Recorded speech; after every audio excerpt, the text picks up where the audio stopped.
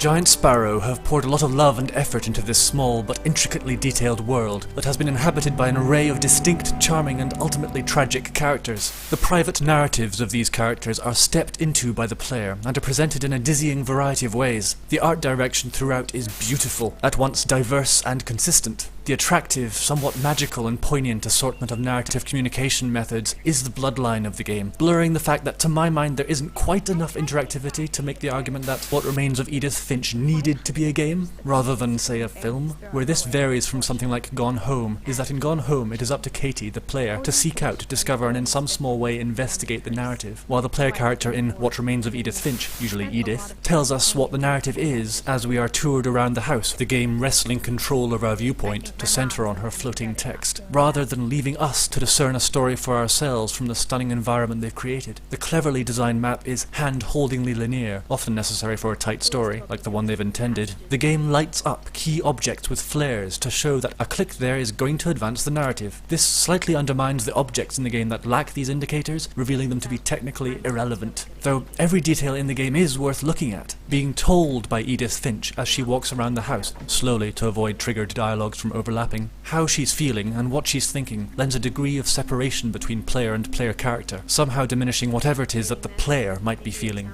It feels like it falls into the show don't tell trap, while at the same time having more than enough showing going on. I suppose being told how I feel sort of makes me feel uninvolved and unimportant. I just nod along, yes, that is how I feel, thank you for telling me what to think. Perhaps they could have had more confidence in their visual and interactive storytelling, and in the player, and dispensed with some of the triggered dialogues. The result is a tight, semi-interactive experience that lasts a shade less than 2 hours, and it's quite lovely overall, with several especially memorable and magical moments. It's totally grim, mind, thoroughly depressing in tone, the main theme being, the world is full of love and beauty and creativity, and it's all going to die. I award What Remains of Edith Finch a poignant, heart-wrenching demise and some buckets of tears.